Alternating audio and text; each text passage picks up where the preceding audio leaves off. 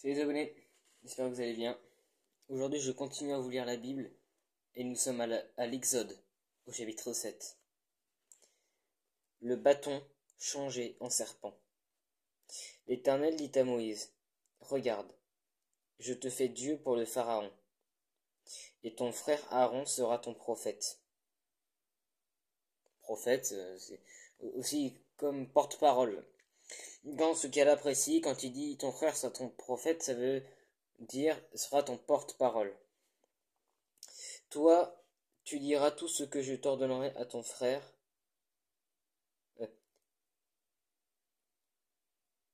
Et ton frère parlera au Pharaon pour tout ce qui laisse, pour qu'il laisse les Israélites partir de son pays. De mon côté, je endurcirai le cœur du Pharaon, et je multiplierai mes signes et mes miracles en Égypte. Le Pharaon ne vous écoutera pas. Je porterai la main contre l'Égypte, et c'est par de grands actes de jugement que je ferai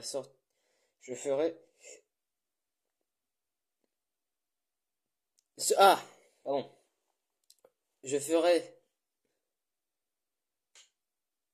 sortir d'Égypte mes armées, mon peuple, les Israélites.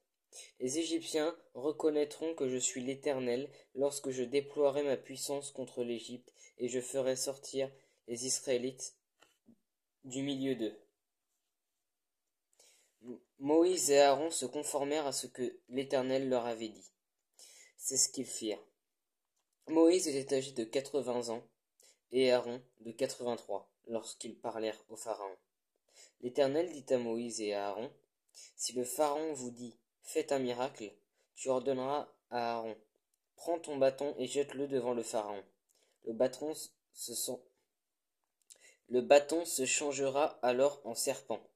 Moïse et Aaron allèrent trouver le Pharaon et se conformèrent à ce que l'Éternel avait ordonné. Aaron jeta son bâton devant le Pharaon et devant ses serviteurs, et il se changea en serpent. Cependant, le Pharaon appela ses sages et des sorciers et des magiciens d'Égypte. Eux aussi en firent autant pour leur sortilège. Ils jetèrent tous leurs bâtons et ceux-ci se changèrent en serpents. Mais le bâton d'Aaron engloutit les leurs. Le cœur du Pharaon s'endurcit et il n'écouta pas Moïse et Aaron. Cela se passa comme l'Éternel l'avait dit. L'Éternel dit à Moïse, le Pharaon a le cœur insensible, il refuse de laisser partir le peuple. Va trouver le Pharaon dès le matin. Il sortira pour aller près de l'eau et tu te présenteras devant lui au bord du fleuve. Tu prendras à la main le bâton qui a été changé en serpent et tu diras au Pharaon, l'Éternel, le Dieu des Hébreux, m'a envoyé vers toi pour te dire, laisse partir mon peuple, afin qu'il me serve dans le désert. Et jusqu'à présent, tu n'as pas écouté. Voici ce que dit l'Éternel. Cette fois, tu reconnaîtras que je suis l'Éternel. Je vais frapper l'eau du Nil avec le bâton qui est dans ma main, et l'eau se changera en sang. Les poissons qui sont dans le fleuve mourront. Le fleuve deviendra infect, et les Égyptiens renonceront à en boire l'eau. L'Éternel dit à Moïse, ordonne à Aaron, prends un bâton et tends la main sur l'eau des Égyptiens, sur leurs rivières, leurs ruisseaux, leurs étangs et tous leurs réservoirs d'eau. Elles deviendront du sang. Ainsi, il y aura du sang dans toute l'Égypte, même dans les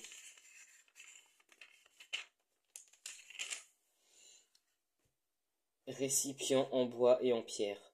Moïse et Aaron se conformèrent à ce que l'Éternel avait ordonné.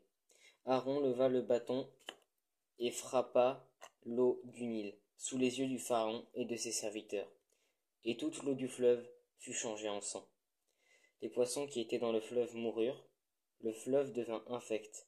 Les Égyptiens ne purent plus en boire l'eau, et il y eut du sang dans toute l'Égypte. Cependant, les magiciens d'Égypte en firent autant par leur sortilège.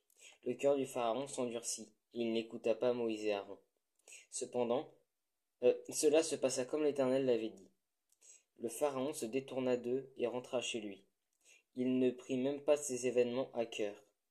Tous les Égyptiens creusèrent aux environs du fleuve pour trouver de l'eau à boire, car, car il ne pouvaient pas boire l'eau du Nil. Deuxième fléau, les grenouilles. 7 jours passèrent après que l'Éternel eut frappé le Nil. L'Éternel dit à Moïse, va trouver le Pharaon, et tu lui annonceras, voici ce que l'Éternel dit. Laisse partir mon peuple afin qu'il me serve. Si tu refuses de le laisser partir, je frapperai pour tout ton territoire par des grenouilles. Le fleuve pullulera de grenouilles, elles en sortiront et pénétreront dans ta maison, dans ta chambre à coucher et dans ton lit, chez tes serviteurs et ton peuple, dans tes fours et tes pétrins.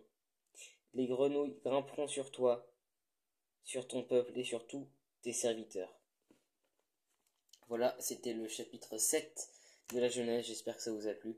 Si vous avez des questions, comme d'habitude, n'hésitez pas à les poser en commentaire TikTok, à peu près par ici ou sur YouTube, et soyez bénis.